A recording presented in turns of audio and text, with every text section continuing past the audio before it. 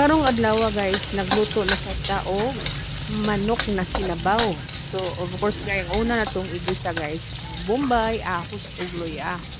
So inikos-mikos lang nato ng mga lamas guys o mga sangkap para babango talaga yung niluto natin guys. Hayaan lang natin na magiging brown yung luya, sibuyas at saka bombay. At alam nyo ba, atong manok na napili ko, puro pakpak ito. Nabili sa palengke guys.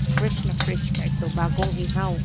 So ayan guys, ipinikos-mikos ko yung mga ingredients dyan na luya, sibuyas at bawang. So of course guys, hayaan natin maging brown yan. Saka natin ilagay yung manok. Nakita nyo guys, yung mga manok natin, puro pakpak yan. Kasi masarap talaga yung pakpak sa nilagang manok. Kaya hayaan lang natin guys na mikos-mikosin natin yung yung pakpak. Kasi dito guys, medyo may pa siya. Yung hindi pa siya masyadong luto. Kaya nilagyan na natin ng asin. Kasi masarap talaga pag mag-isa tayo, ilagay natin yung asin sa manok bago natin lagyan ng tubig.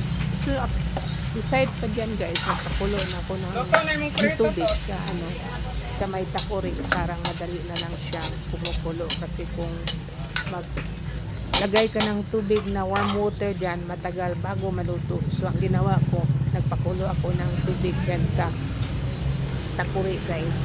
So, yan na guys, yung tubig na mainit na galing sa takuri, ilagay ko na para madali lang ang process natin sa pagluto ng chicken soup or manok na sinabaw. Alam nyo ba guys, sa dami-dami namin dito, kaya kailangan din namin madaming sabaw ang ilalagay natin. Ayan, shout out nga pala guys sa mga nanonood ng video ko dito sa YouTube. Madaming salamat po sa inyo.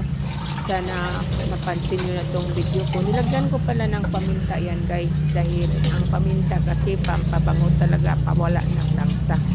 Sa mga nagluluto din ng chicken dyan, iba-iba tayo ng pagluto Ito ganito talaga ang pagluto ko guys. So yan na guys, kumukulo na siya guys. Kaya kailangan natin na ilagay na yung upo. Yung upo guys, fresh from the farm talaga yan guys. Sa totoo lang, gustong gusto ko talaga ang upo guys. Kahit anong lagyan ng upo, kahit sardinas, masarap talaga yung upo guys. Sardinas, manok at iba pang gisado na upo. Masarap yan guys. So yan na guys, hayaan lang natin na kumulo yung upo natin. Saka tayo maglagay ng mahiwagang ajinomoto guys.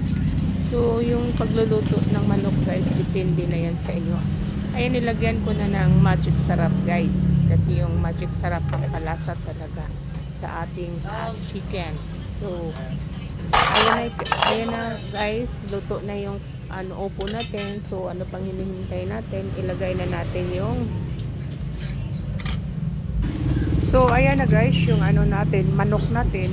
Malapit na talaga, mga 2 minutes guys, maluluto na yan yung manok natin. So nilagay na natin yung sili na kulikot. Iwan ko kung anong tawag dito sa mga Tagalog. Sa amin kasi sa Bisaya, kulikot yan. At saka yung sibuyas dahon na natin guys.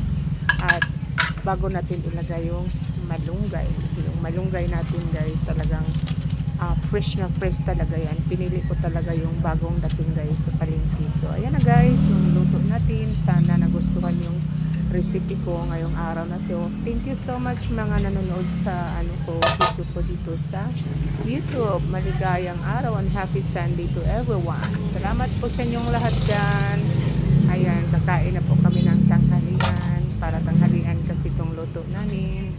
Kaya yan na guys, ano pang hinintay natin guys, kukuha na tayo ng mga lalagyan natin na bowl para kakain na tayo ng tanghalian. So thank you so much once again.